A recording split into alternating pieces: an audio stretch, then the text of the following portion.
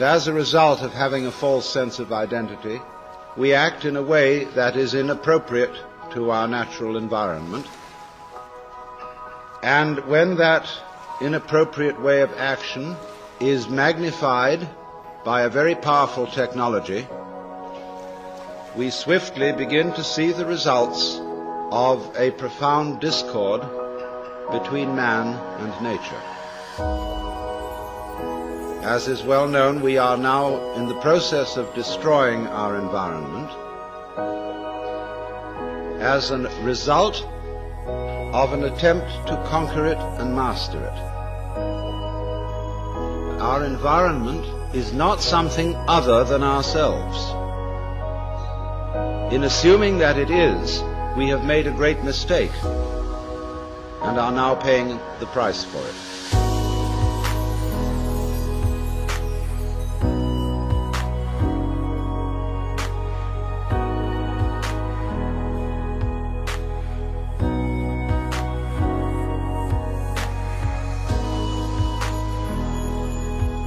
We have the strong sensation that our own being inside our skin is extremely different from the world outside our skin. That while there may be intelligence inside human skins, and while there may be values and loving feelings, outside the skin is a world of mechanical process which does not give a damn about any individual, and which is basically unintelligent. It should be obvious that the human being goes with the rest of the universe, even though we say in popular speech, "I came into this world." Now, it is not true that you came into this world. You came out of it, in the same way as a flower comes out of a plant or a fruit comes out of a tree.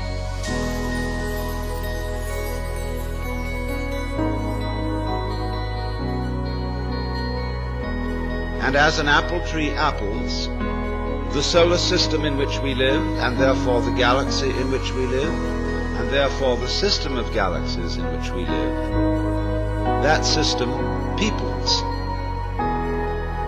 And therefore people are an expression of its energy and of its nature.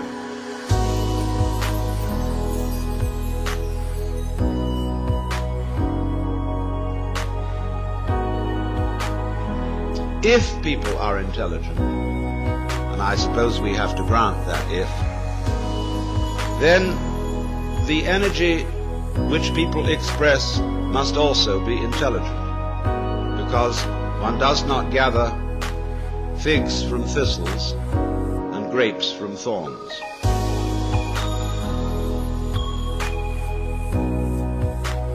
But it does not occur, you see, to the ordinary civilized person to regard himself or herself as an expression of the whole universe. It should be obvious that we cannot exist except in an environment of earth, air, water, and solar temperature, that all these things go with us and are as important to us, albeit outside our skins, as our internal organs, heart, stomach, brain, and so forth. You go with your environment in the same way as your head goes with the rest of your body. You do not find in nature faces arriving in the world sui generis. They go with a body. But also bodies do not arrive in a world which would be, for example, a plain ball of scrubbed rock floating without an atmosphere far away from a star. That will not grow bodies. There is no soil for bodies. There is no complexity of environment which is body producing. So bodies go with a very complicated natural environment. And if the head goes with the body and the body goes with the environment, the body is as much an integral part of the environment as the head is part of the body. It is deceptive, of course, because the human being is not rooted to the ground like a tree.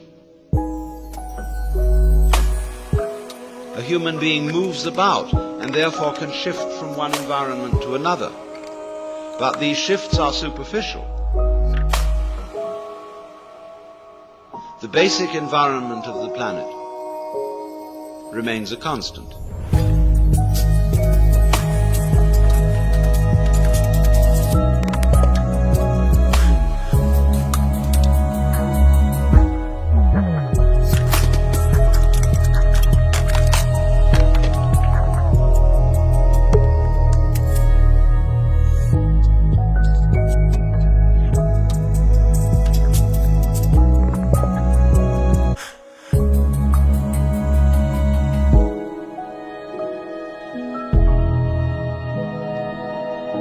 We are not really aware of this. Upon taking thought and due consideration, it does occur to us, yes, indeed, we do need that environment. But in the ordinary way, we don't feel it. That is to say, we don't have a vivid sensation of belonging to our environment in the same way that we have a vivid sensation of being an ego inside a bag of skin, located mostly in the skull, about halfway between the ears and a little way behind the eyes.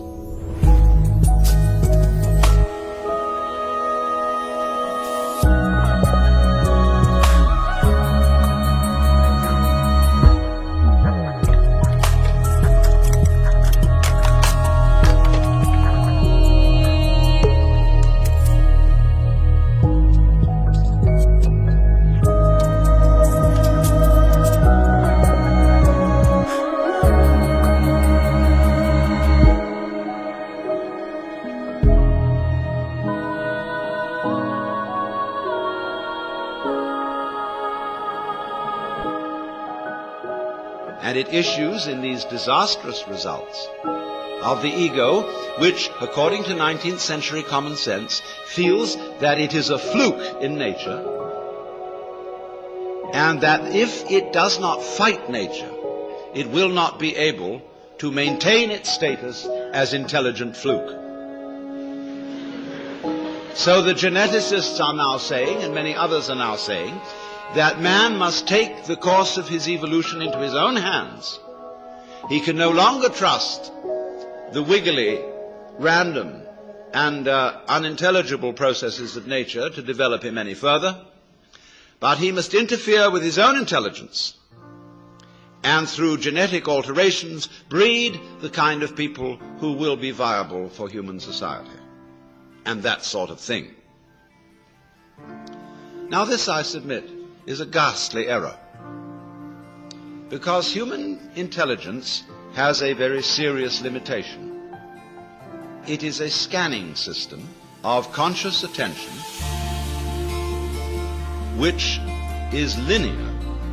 That is to say, it examines the world in lines, rather as you would pass the beam of a flashlight across a room or a spotlight. That's why our education takes so long.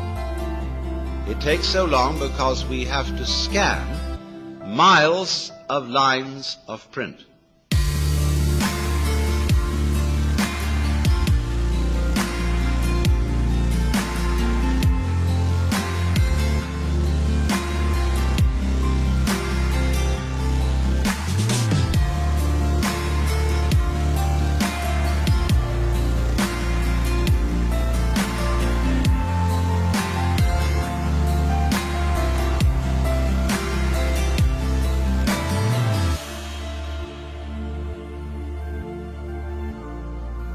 Now, the universe does not come at us in lines. It comes at us in a multidimensional continuum in which everything is happening all together everywhere at once. and it comes at us much too quickly to be translated into lines of print or of other information, however fast they may be scanned. And that is our limitation. The computer will greatly speed up linear scanning, but it's still linear scanning. And so long as we are stuck with that form of wisdom, we cannot deal with more than a few variables at once.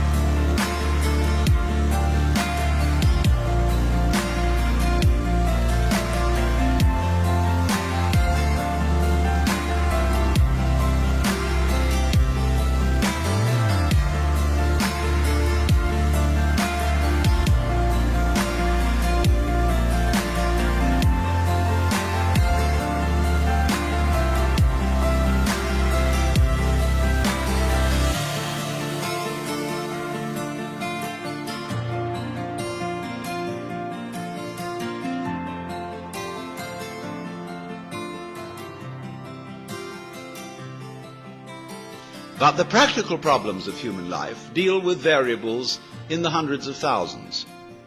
Here statistical methods are very poor, and thinking it out by linear consideration is impossible. With that equipment, then, we are proposing to interfere with our genes. And with that equipment also, be it said, we are trying to solve our political, economic, and social problems. And naturally, everybody has the sense of total frustration. And the individual feels, what on earth can I do?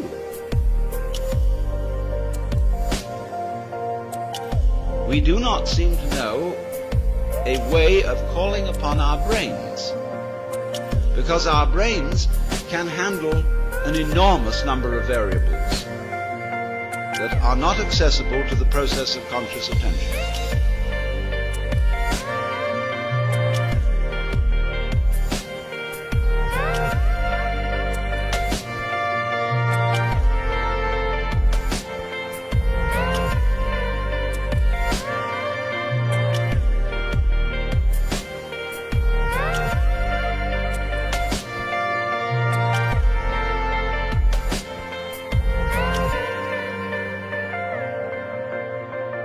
Your brain is now handling your blood chemistry, the secretions from your glands, the behavior of millions of cells. It is doing all that without translating the processes it is handling into consciously reviewed words, symbols, or numbers.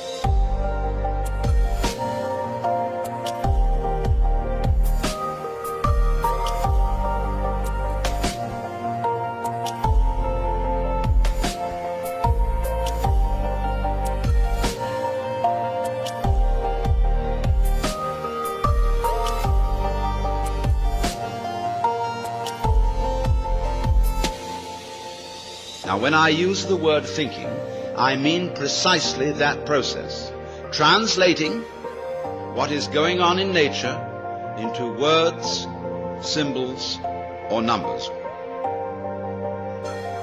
But you cannot quench anybody's thirst with the word water, just as you cannot eat a dollar bill and derive nutrition.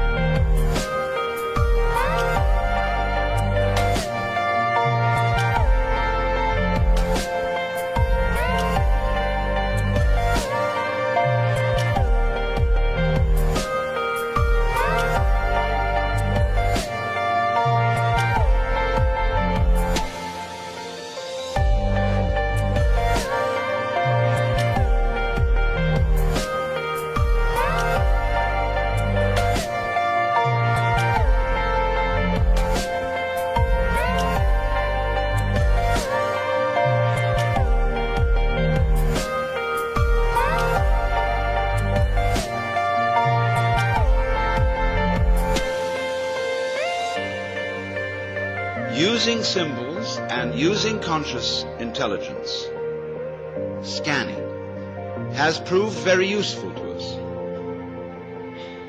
It has given us such technology as we have. But at the same time, it has proved too much of a good thing. At the same time, we've become so fascinated with it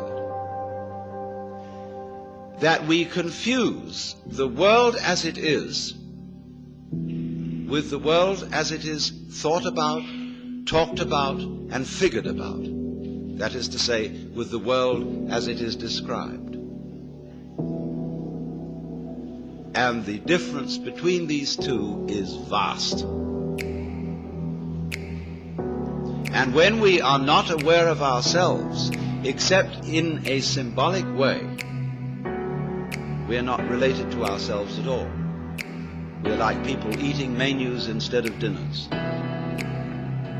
And that's why we all feel psychologically frustrated.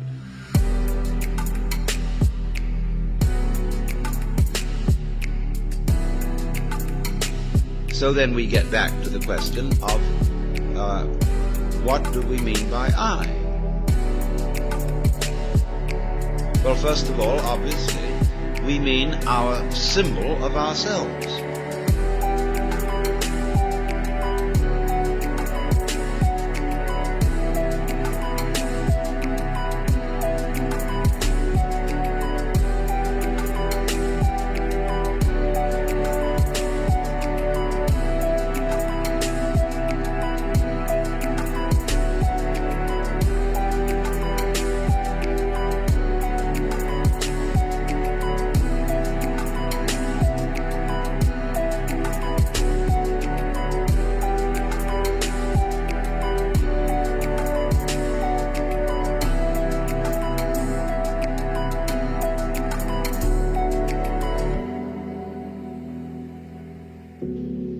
Ourselves, in this case, is the whole psychophysical organism, conscious and unconscious, plus its environment. That's your real self.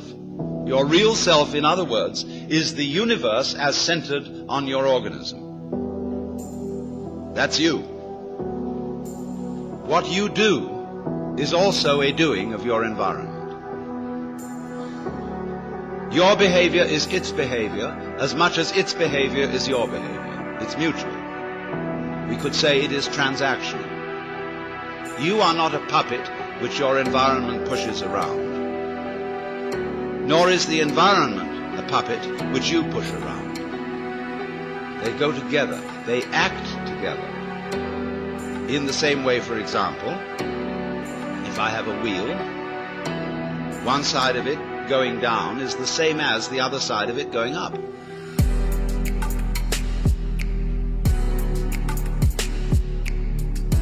When you handle the steering wheel of a car, are you pulling it or are you pushing it? No, you're doing both, aren't you? When you pull it down this side, you're pushing it up that side. It's all one. So there's a push-pull between organism and environment.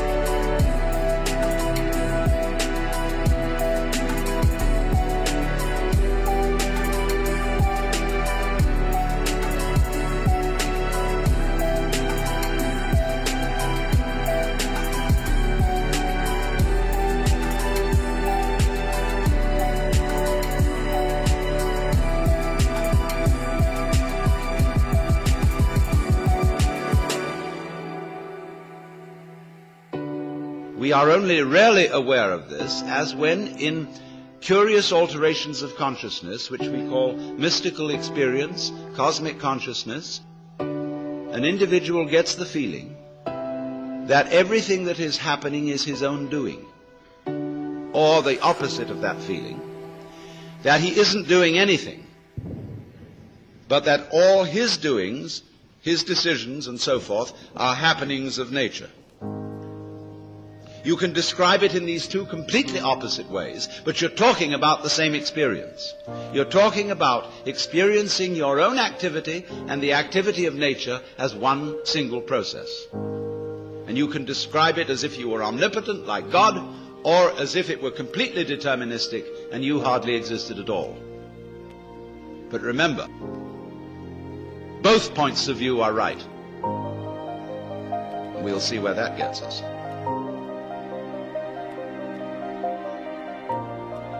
But we don't feel that, do we, ordinarily? What we feel instead is an identification of ourselves with our idea of ourselves.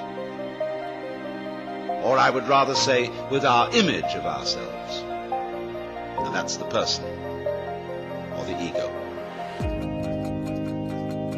You play a role. You identify with that role. I play a role. It's called Alan Watts. And I know very well that that's a big act. I can play some other roles besides Alan Watts, if necessary. But I find that this one is better for making a living.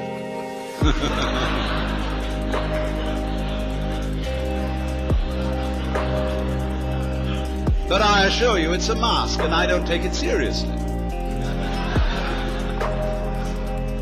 You know, the idea of my being a kind of messiah or guru or savior of the world just breaks me up. As I know me.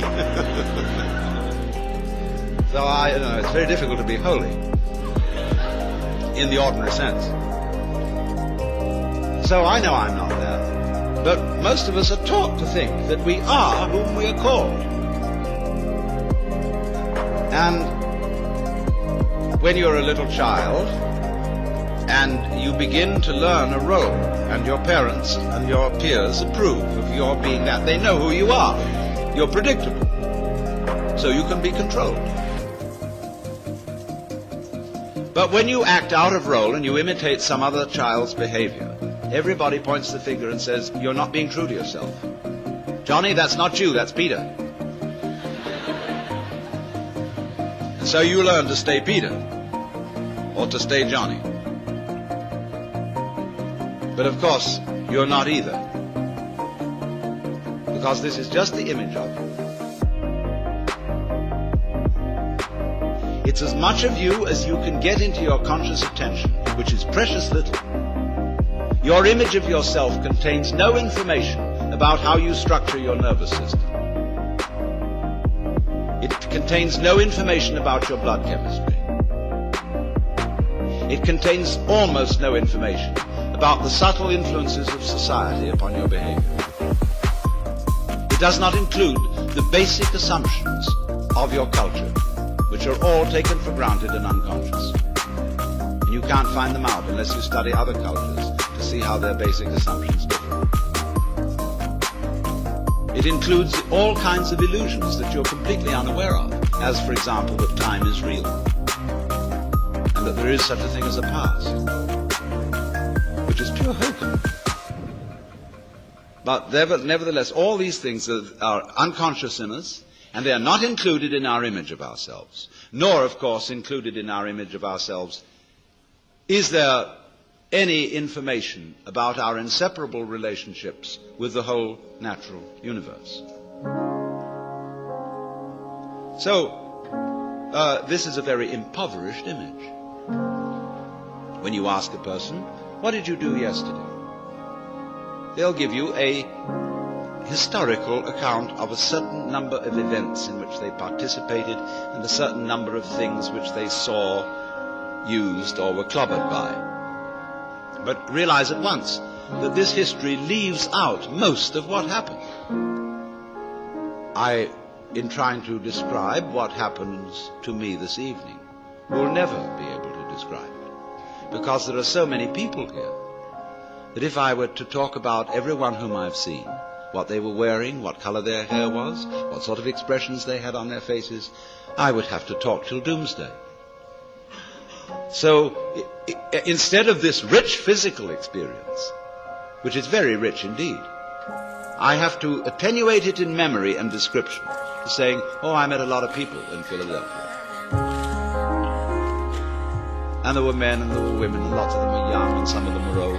You know, it's the most utterly impoverished account of what went on. So therefore, in thinking of ourselves in this way, what I did yesterday, what I did the day before, in terms of this stringy, mangy account, all I have is a caricature of myself. And you know the caricaturist doesn't draw you all in, he just puts certain salient features whereby people will recognize it. It's not a skeleton.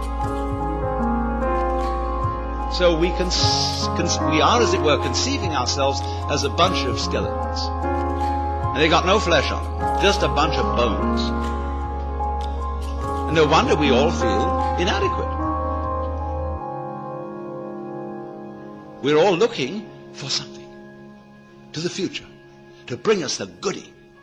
We know we ought to have, there's a golden goodie at the end of the line somewhere. There's a good time coming, be it ever so far away, that one far-off divine event to which all creation moves. We hope. And therefore we say of something that's no good, it has no future.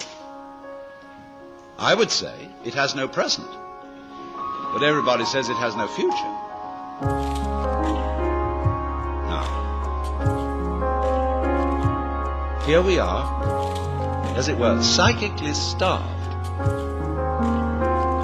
And always, therefore, looking, seeking. And this confused seeking is going on everywhere. We don't know what we want.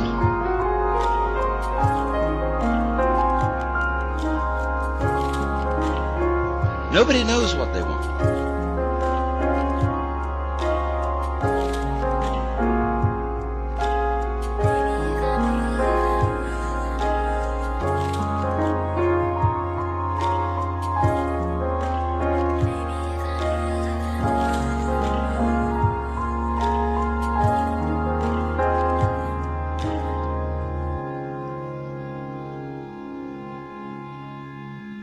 We say, yes, we think of what we want in vague terms. Pleasure, money, wealth, love, fulfillment, personal development. But we don't know what we mean by all that. If a person really sits down to figure out, write a long essay, 20 pages, on your idea of heaven, it'll be a sorry production. You can see it already in medieval art, whether it did depictions of heaven and hell. Hell is always much better than heaven. Although it's uncomfortable, it's a sadomasochistic orgy. Wowee, you know, hell is really rip-roaring. Whereas all the saints in heaven are sitting...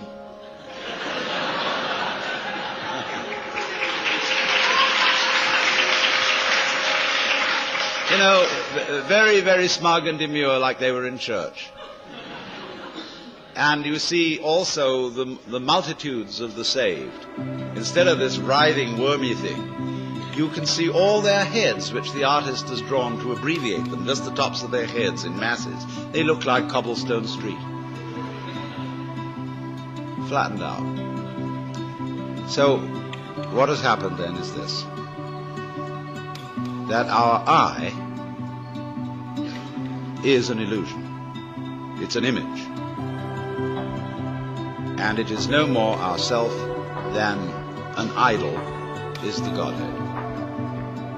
But we say, it can't be so because I feel I really exist. It isn't just an idea in my head, it's a feeling. I feel me. Well, what is it that you feel when you feel I?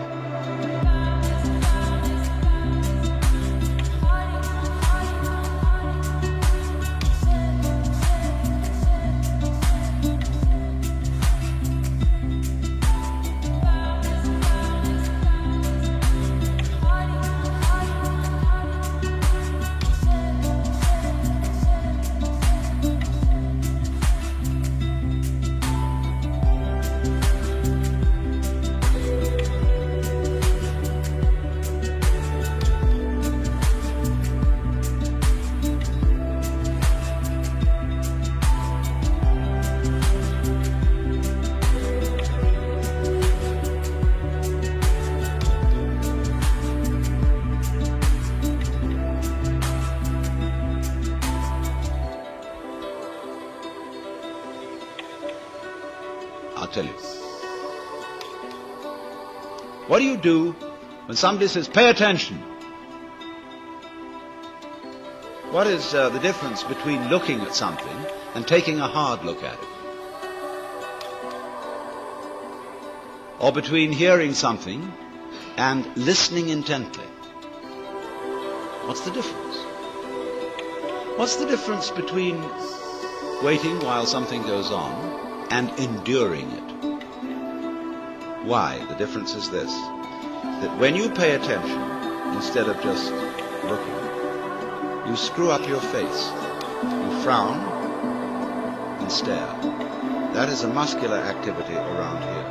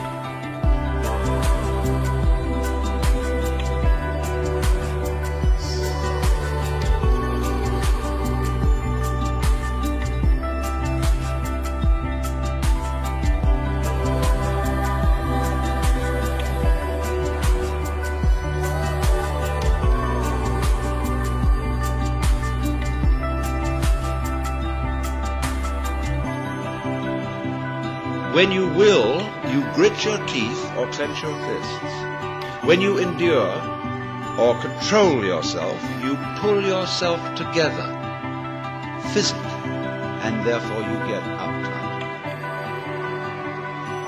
You hold your breath. You do all kinds of muscular things to control the functioning of your nervous system.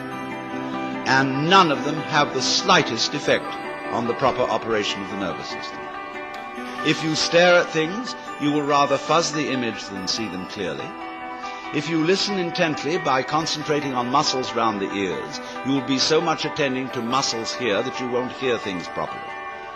And you may get singing in the ears.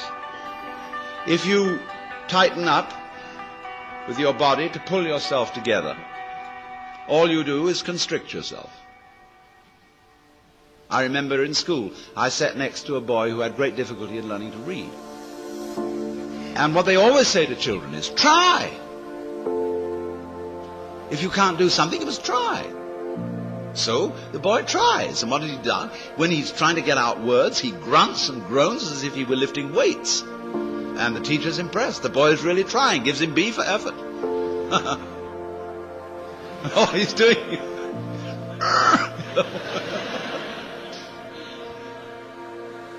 has nothing to do with it. Now, we all make this muscular straining with the thought that it's achieving psychological results, the sort of psychological results it's intended to achieve. Now, all this amounts to is this, like you're taking off in a jet plane. You've got a mile down the runway and the thing isn't up in the air yet. You get nervous. So you start pulling at your seatbelt. That's what it is.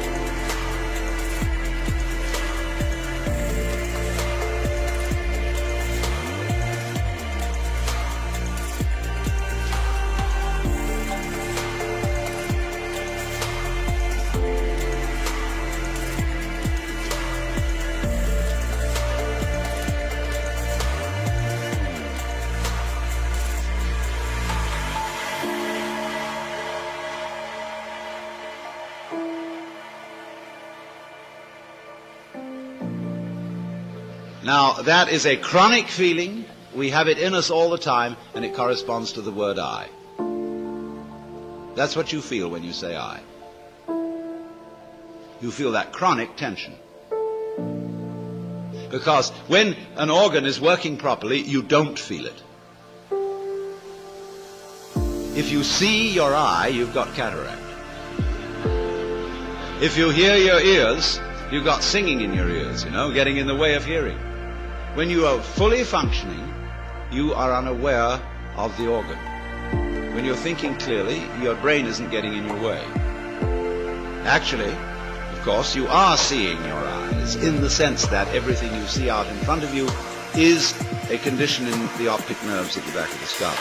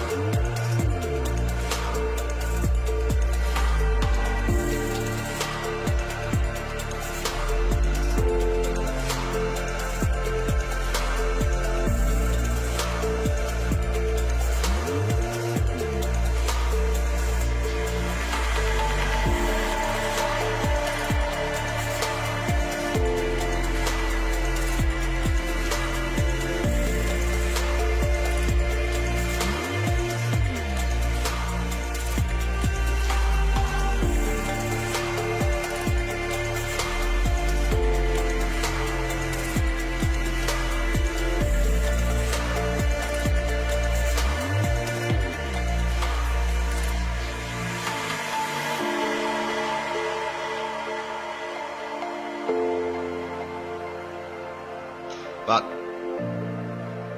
you're not aware of the eye as the eye. I'm talking about the optical eye. So when we are aware of the ego eye, we are aware of this chronic tension inside ourselves. And that's not us. It's a futile tension. So when we get the illusion, the image of ourselves, married to a futile tension, you've got an illusion married to a futility. And then you wonder why I can't do anything. Why I feel in the face of all the problems of the world impotent. And why I somehow cannot manage to transform I. Now here we get to the real problem.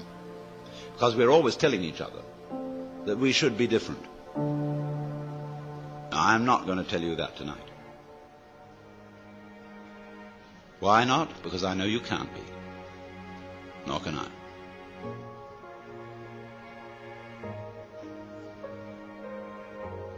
That may sound depressing, but I'll show you it isn't. It's very heartening. But everybody, you see, who is at all sensitive and awake to their own problems and human problems is trying to change himself. We know we can't change the world unless we change ourselves.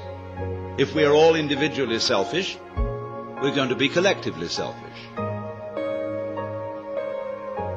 If we don't really love people and only pretend to, somehow we've got to find a way to love. After all, it's said in the Bible, thou shalt love the Lord thy God and your neighbor as yourself. You must love. Yeah, we all agree. Sure.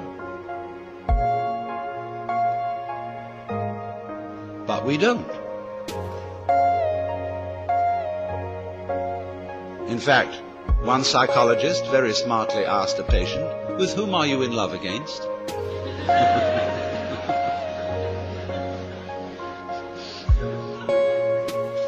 And this particularly becomes appalling when we enter into the realm of higher things. Everybody these days is interested in spiritual development. And wisely, because we want to change our consciousness. Many people are well aware that this egocentric consciousness is a hallucination.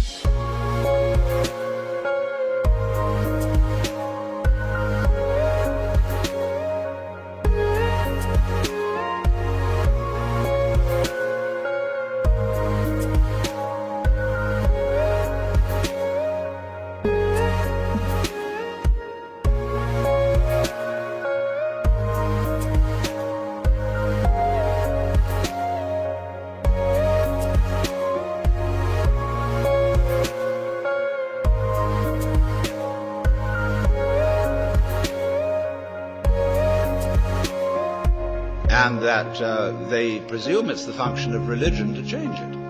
Because that's what the Zen Buddhists and yogis and all these people in the Orient are doing.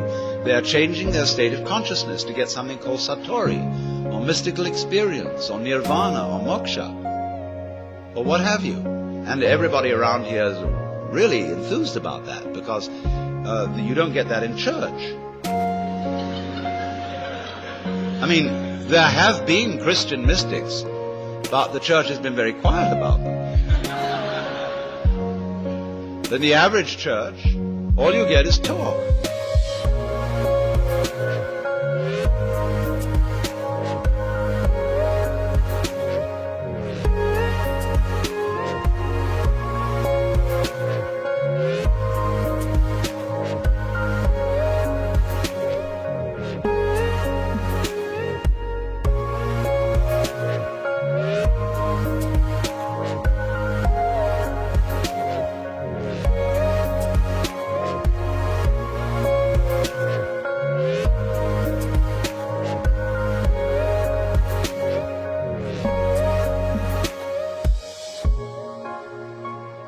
No meditation, no spiritual discipline. They tell God what to do interminably, as if he didn't know. And then they tell the people what to do, as if they could or even wanted to. And then they sing religious nursery rhymes.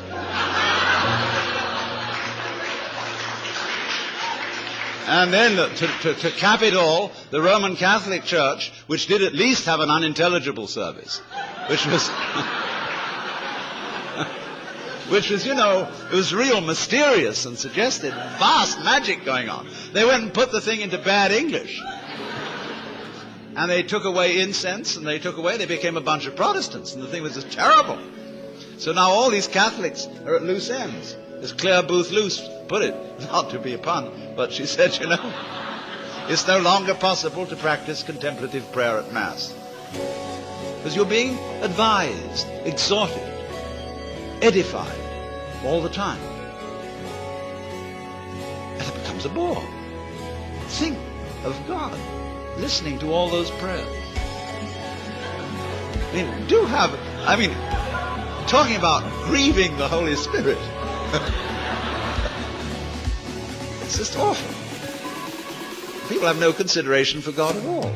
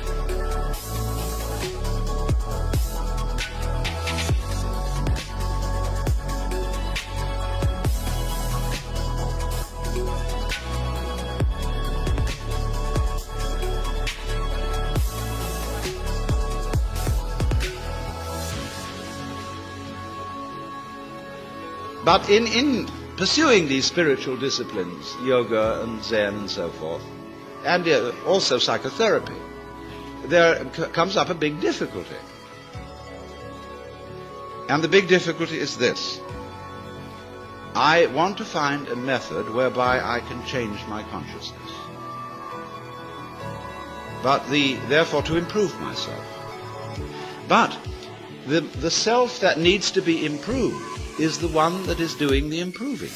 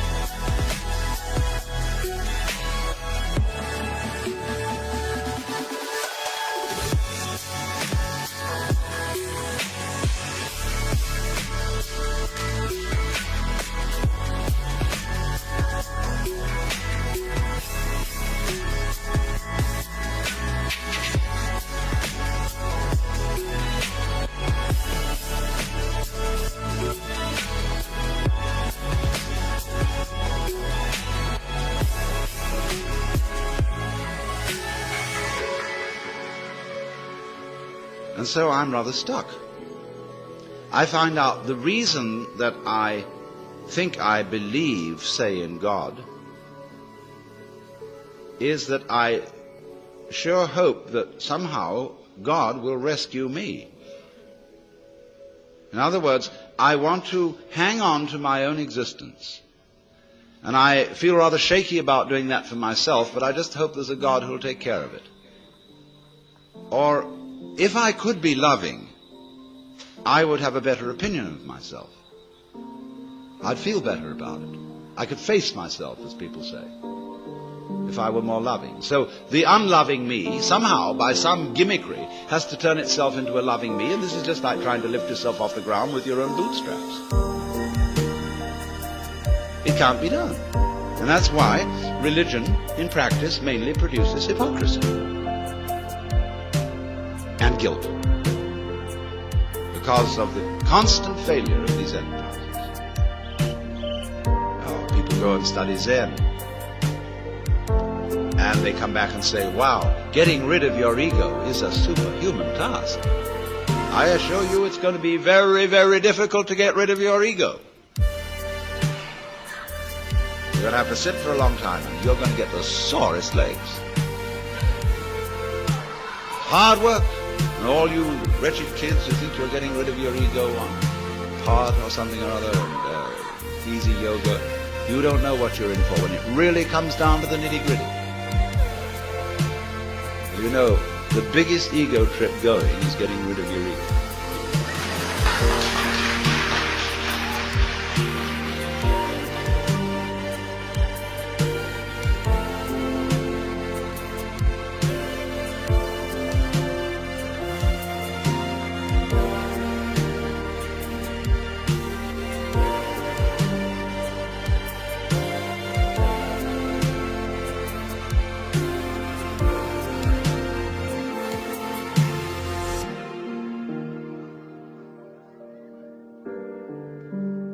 And the joke of it all is your ego doesn't exist. There's nothing to get rid of. It's an illusion, as I tried to explain. But you still want to ask how to stop the illusion. Oh, who's asking?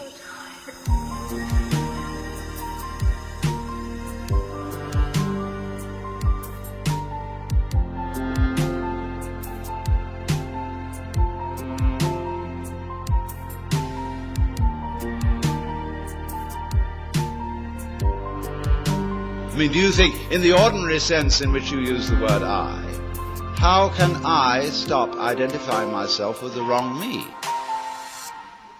Well, the answer is simply you can't. Now, the Christians put this in their way when they say that mystical experience is a gift of divine grace.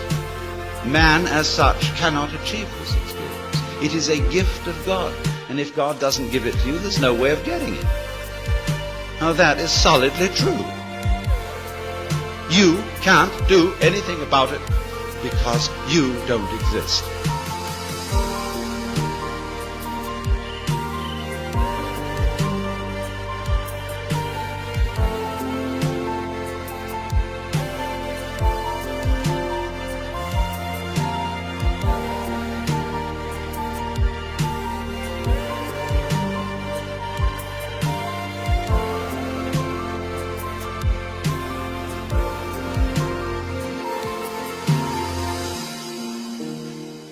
That's pretty depressing news. But the whole point is it isn't depressing news. It is the joyous news. There's a Zen poem which puts it like this, talking about it. It means the mystical experience, Satori, the realization that you are the eternal energy of the universe, like Jesus did. It says like this: you cannot catch hold of it, nor can you get rid of it. In not being able to get it, you get it. When you speak, it's silent. When you are silent, it speaks. Now, in not being able to get it, you get it. Because this whole feeling, what Krishnamurti is trying to explain to people, for example, when he says, why do you ask for a method? There is no method. All methods are simply gimmicks for strengthening your ego. So how do we not do that? He says, you're still asking for a method. There is no method. If you really understand what your I is, you will see there is no method. This is so sad. But it's not. This is the gospel, the good news.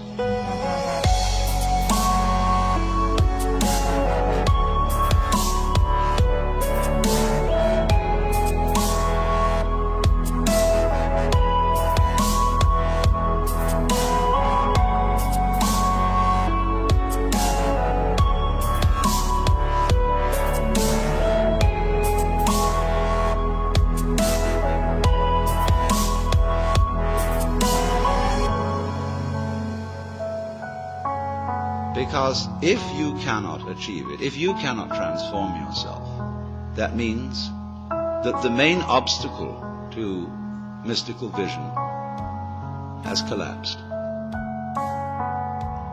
That was you. What happens? You can't do anything about it. You're at your wit's end. What are you going to do? Commit suicide? But supposing you just put that off for a little while. Wait and see what happens. You can't control your thoughts. You can't control your feelings, because there is no controller. You are your thoughts and your feelings. And they're running along, running along, running along. Just sit and watch them. There they go. You're still breathing, aren't you?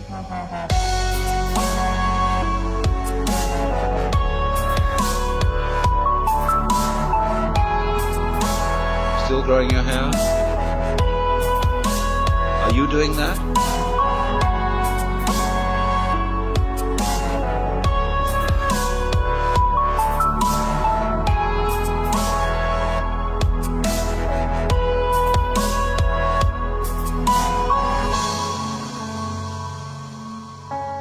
I mean, is breathing something that you do?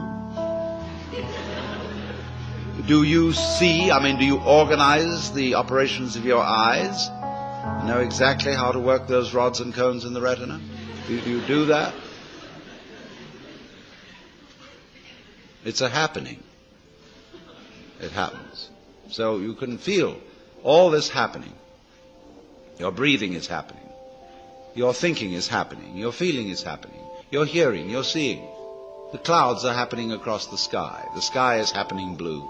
The sun is happening shining. There it is, all this happening. And may I introduce you? This is yourself. This begins to be a vision of who you really are. And that's the way you function. You function by happening, that is to say, by spontaneous occurrence.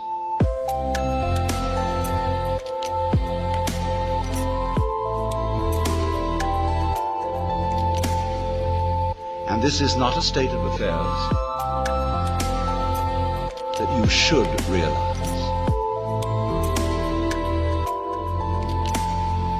I cannot possibly preach it to you.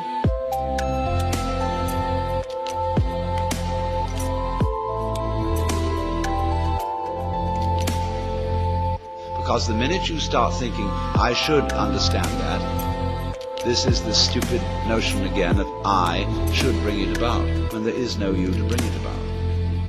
See, that's why I'm not preaching. You can only preach to egos. All I can do is to talk about what is.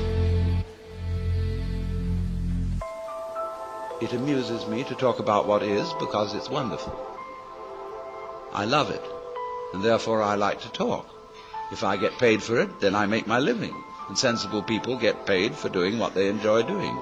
So this is not, you see, this is the whole approach here is not to convert you, not to make you over, not to improve you, but for you to discover that if you really knew the way you are, things would be sane. But you see, you can't do that. You can't make that discovery because you're in your own way. So long as you think, I'm I.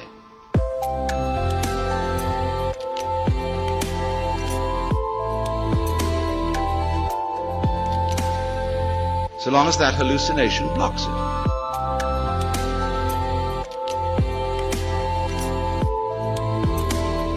And the hallucination disappears only in the realization of its own futility.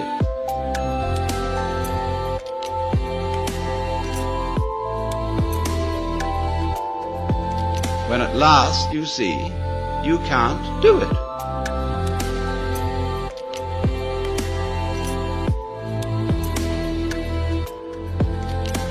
You cannot really control your own mind.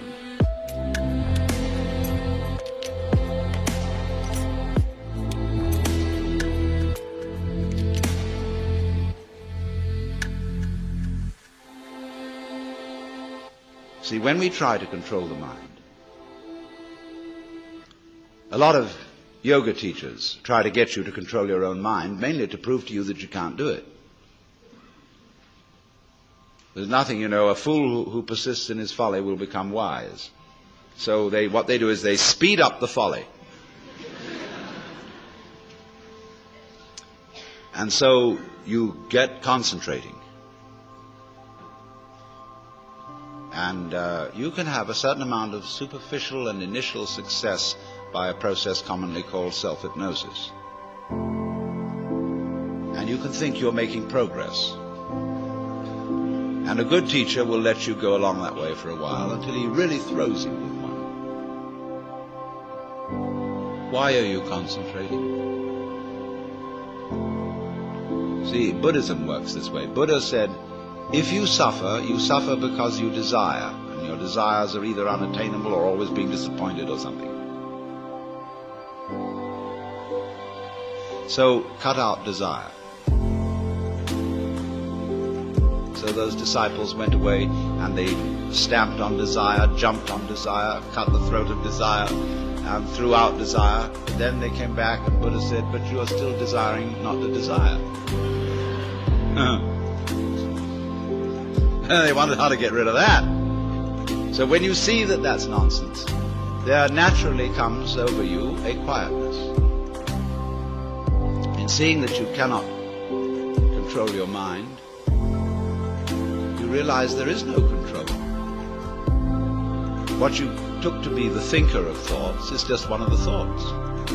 What you took to be the feeler of the feelings, which was that chronic muscular strain, is just one of the feelings.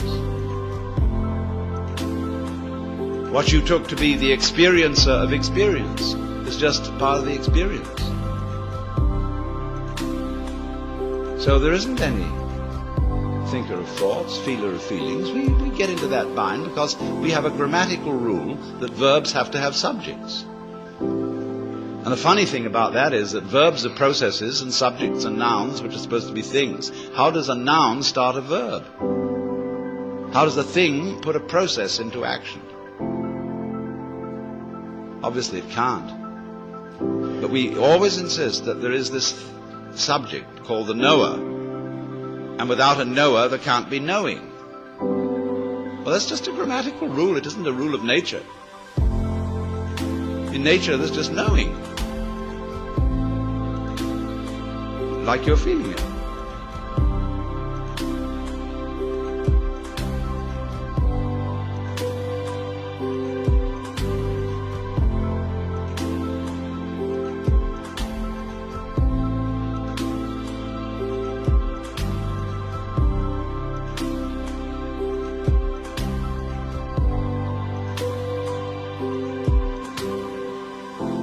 I have to say you are feeling it, as if you were somehow different from the feeling. When I say I am feeling, what I mean is there is feeling here. When I say you are feeling, I mean there is feeling there. I have to say even there is feeling. What a cumbersome language we have. Chinese is easier. You don't have to put all that in. You can say things twice as fast in Chinese as you can in any other language. Well, anyway, when you come to see that you can do nothing, that the play of thought, of feeling, etc., just goes on by itself as a happening,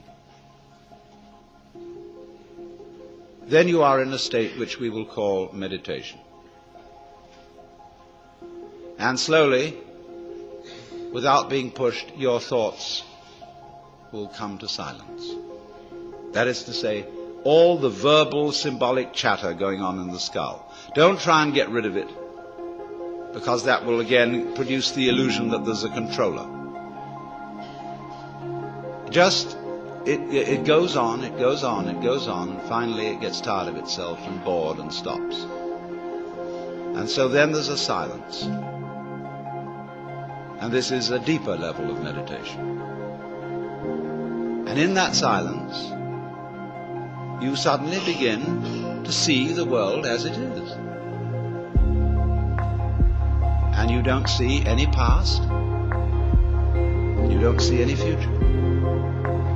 You can't find any material body, because material body is an idea. So is spiritual body. This is somebody's philosophical notions. See, reality isn't material. That's an idea. Reality isn't spiritual. That's an idea. Reality is.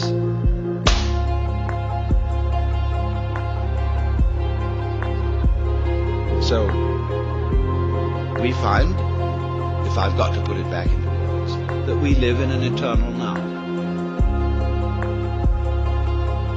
You've got all the time in the world, because you've got all the time there is, which is now. And you are this universe.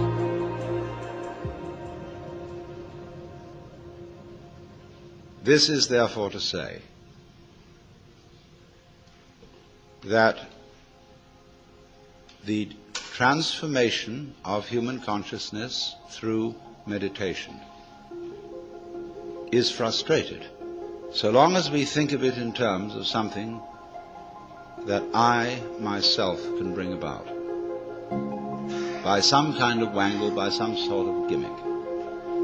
Because you see, that leads to endless games of spiritual one-upmanship and of guru competitions, of my guru is more effective than your guru, my yogas are faster than your yoga, I'm more aware of myself than you are. All that can just fall away. And then we get this strange feeling that we have never had, except occasionally by accident. Some people get a glimpse that we are no longer this poor little stranger and afraid in a world it never made, but that you are this universe, and you are creating it at every moment, because you see, it starts now. It didn't begin in the past. There was no past.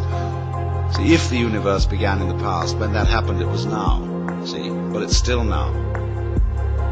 So, cheer up. You can't blame anyone else for the kind of world you're in. And if you know, you see, that I, in the sense of the person, the front, the ego, it really doesn't exist, then it won't go to your head too badly if you wake up and discover that you're God.